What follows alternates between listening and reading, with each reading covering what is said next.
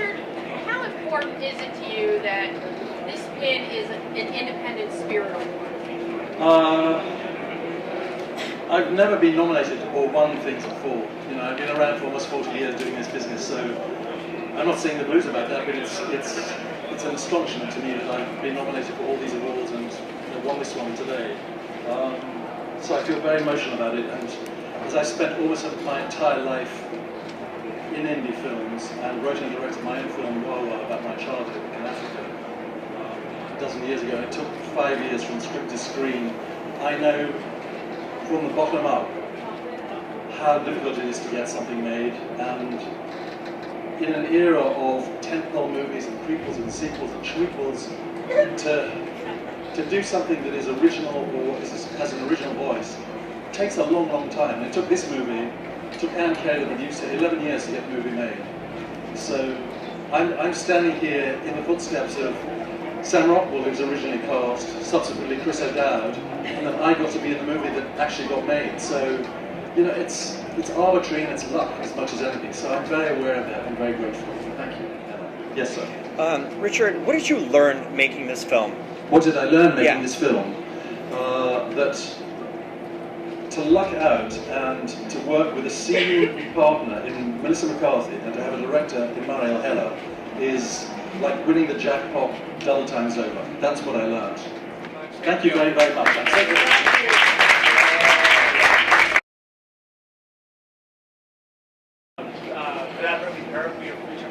I'd love to work with Elsie again. I mean, part of it is she's also, 15. I want her to live her life, you know what I mean? So I don't want to like immediately be like, all right, what's next? So I gotta let her live life a little bit. But yeah, I mean, if our paths cross again, I'd love it. She wants to direct, and I'd love to switch roles. I'd love her to direct me in something in post-grad or something. Yes. So you talked a little about like how your own anxieties like kind of like were fed into this movie, like trying to understand it. Do you feel like now that like it's the end of the like campaign and like with this movie, do you feel like you have like a better understanding of like that sort of anxiety? Like, is that door closed? Sure, well, it's never closed, but I mean, like, anxiety changes year to year. I think for everybody, for me especially, it does. And like, the solution to anxiety I have found is exposure. So I've been pretty exposed to pretty anxious situations, and those do help. And more than that, it is like articulating the thing is actually like a lot of mental health issues. A lot of it can die in the sunlight, or at least it doesn't survive as well as it does in the privacy of your own head. So to speak about it really has helped me, and I hope it helps other people to talk about those things. But yeah, it's not about closing the door. It's about it being okay with the door being open and realizing like I've been here before, I've felt this way before, and I can get through it. We have time for one last question. Yes. Jim Alexander, Real Talker. I know I've been running into you a lot lately. You've been asking questions. But one thing I was going to ask you, what was the most difficult thing for you working on this film? Either the writing portion or the filming kind of process of it? Anything that stands out? I mean, it was really just the logistics of the kids, like making sure kids don't drown in the pool party scene. Like that was like logistically the most difficult issue. I mean, you got like a bunch of kids like running around a pool, and I'm immediately like a parent like freaking out and telling them like, please don't do front flips. So that was really the hardest part, really. It was just like logistical child management. I'll never see you guys again, because this is the end of the road for us. You guys have been really kind to us, so we appreciate it. And, be nice to my next one. Thanks.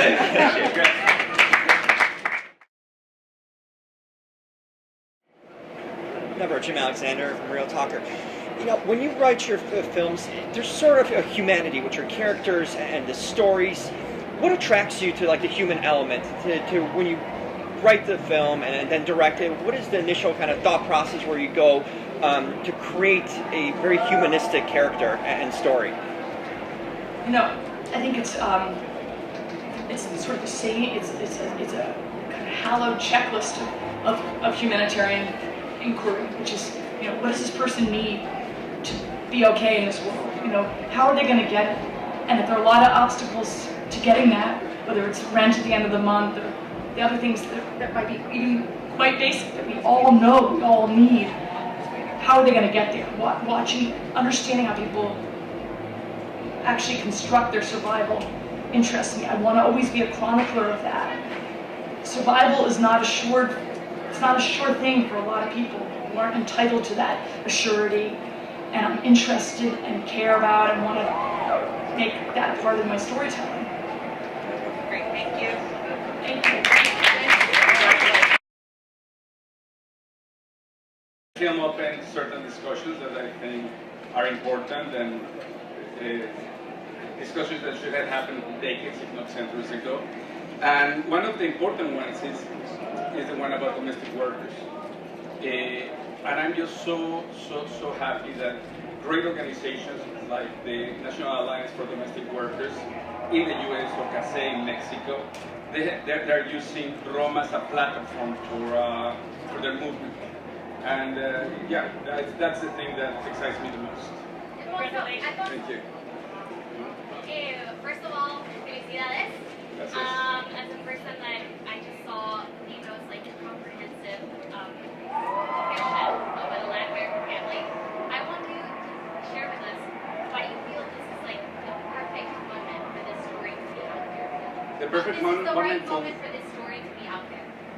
Well, I don't know what happened. I mean, it's just that I did a film that I had to do, and then I'm just happy that for some reason all the elements confabulated that having this emotional response with the audience. I think that it's not a moment. I think that the themes that the film deals with are themes that, in one hand, there are certain things like love and solidarity, that those are timeless. And some other more concerning issues like racism and the relationship between social class and ethnic background that unfortunately has been prevalent for centuries now. Jim Alexander, Real Talker. What are some key components you look for when you're editing a movie? Is there a certain kind of maybe top 5 list of things you automatically kind of go to initially that you make sure that's in there? Yeah. Well, every film's different, so it's hard to generalize about that. But I mean, I definitely have things that I'm always interested in. I don't want to be boring. I tend to work on weird films, and so you want to just make sure that they're, I don't want to say accessible. I'm not really sure what that means, but it's just that it's not boring to me, that I can keep it alive, and I get bored very easily. So I'm not bored by it. That's usually a pretty good sign, I guess. So I would say that chiefly, and then also just being true to the characters and true to the script in fiction. All right, thank you guys. Thank you. Congratulations.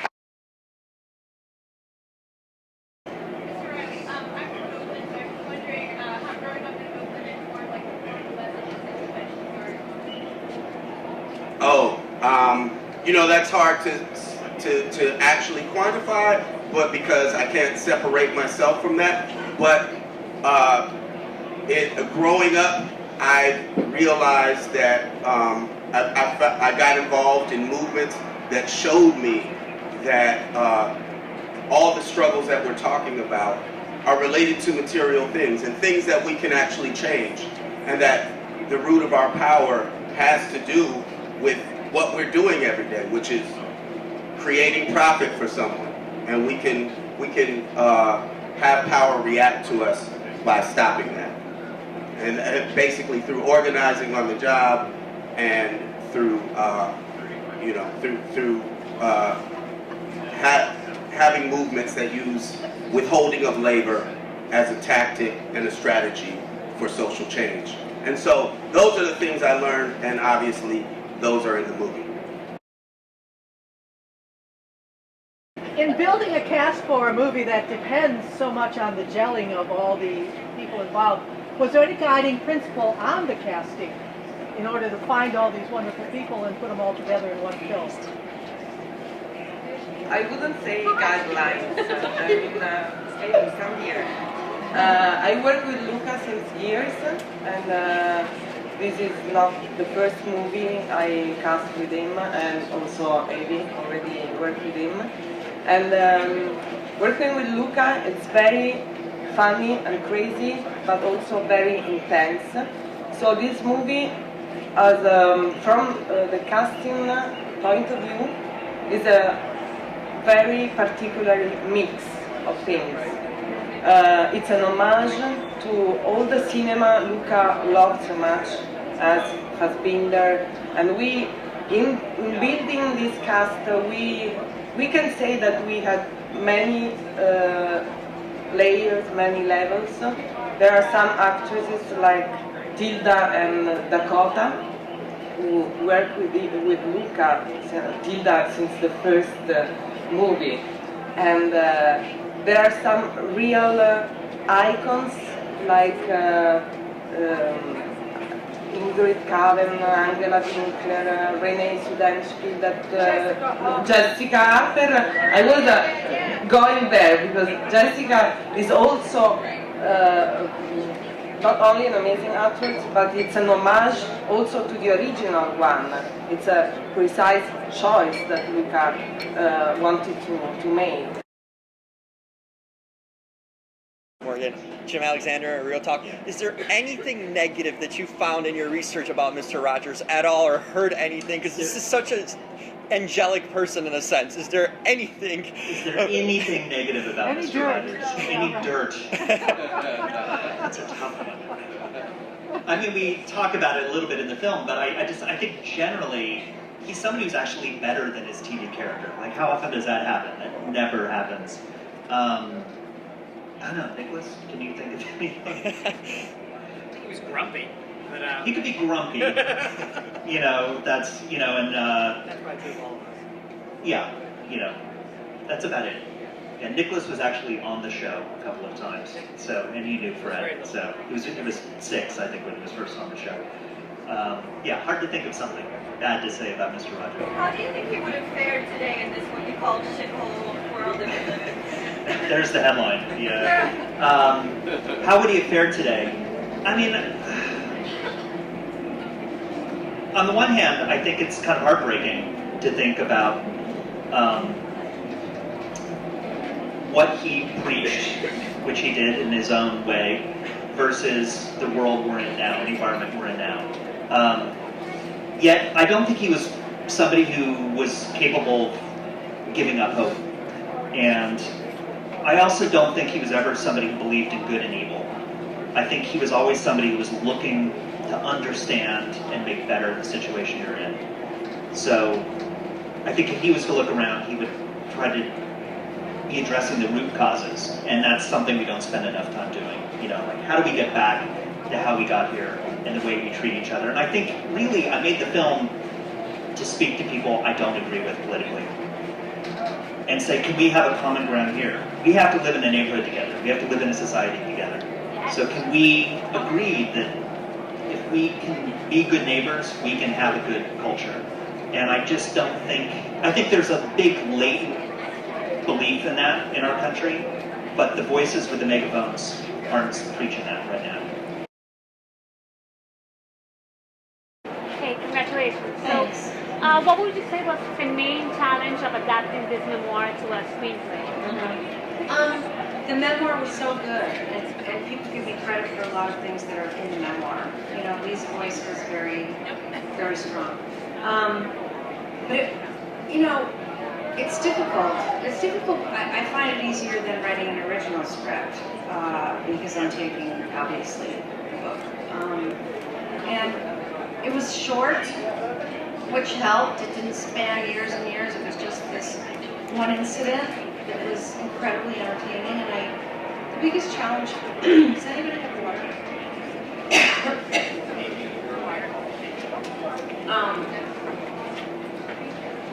That's so funny. Nobody's water. Thank you, sir. Speaking.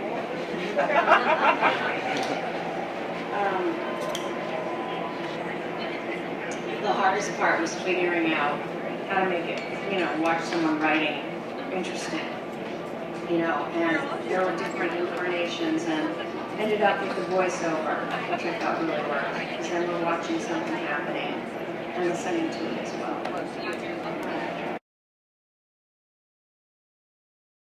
Your first Spirit Awards to boot. How does this feel, and what is the importance of the Independent Spirit Award? Well, I was on the board of Sundance Institute for 16 years, And I learned from Bob Redford, who is extraordinary what he created for independent film, and his, you know, this I think this is as big as it is now because of the kind of work that Redford and people that have established these festivals where independent film can actually be seen. And I think now it's really coming into its own, and it has to because it's not the kind of films that studios are making anymore.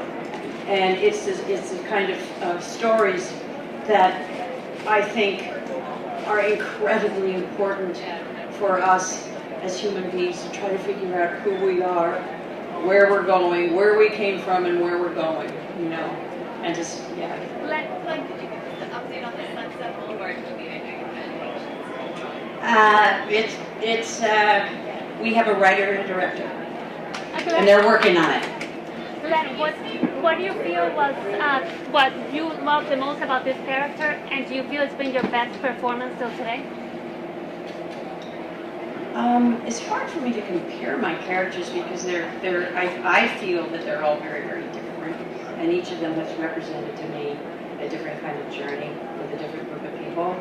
The thing that I found Joan Castleman incredibly challenging because so much of it was internal, and yet I had to really understand why she did what she did and what was inside her head every moment. Again, I had, you know, my mom as somebody that I had observed who was very supportive of my father, and as I said at the Golden Globes, I'll never be able to match that speech, but it was true, you know. So I'd seen a woman who had chosen to stay in the background and yet ended with a life that she felt was unfulfilled. And it taught me a great deal. The journey of doing this film, I started to really understand the difference between being a mother and a wife, and then having personal fulfillment. Two different things. Jim Alexander, Real Talker. What was the most challenging part of bringing this movie together and putting it out there? The most challenging part was, literature is inherently interior, and James Baldwin is the king of interiority, and cinema is not the best medium to reflect the interior voice. And so trying to take James Baldwin's language and translate it into sounds and images was definitely the biggest challenge. And then also, too, just adapting your favorite author. But I realized that James Baldwin is the voice of the book, but Tish, Kiki Lane, is the voice of the film. And so once we understood that perspective shift, everything kind of revealed itself. Do you think you'll continue to kind of tap black authors that have been neglected by Hollywood for future projects? I don't think just by Hollywood. I think they've been neglected by many different systems in canon, for sure. I'm adapting Colson Whitehead right now. I don't think he's been neglected, so to speak, but I think the subject he's writing about is one that hasn't been written about in the way that he's written about it in the Underground Railroad, and hasn't been presented in the way that we plan to present the Underground Railroad. And so it's not a mission statement for me, it's just the stories I've been drawn to so far. Adele and I in 2013 decided we wanted to tell stories we cared about, and those two stories, Beale Street and Moonlight, are both won Best Picture here. So I think our instincts of the stories we're drawn to, the characters we want to bring to life, so far they're the correct instincts. So we'll keep going with our gut, and if that leads us to adapting authors who've been neglected, then so be it. Thank you all.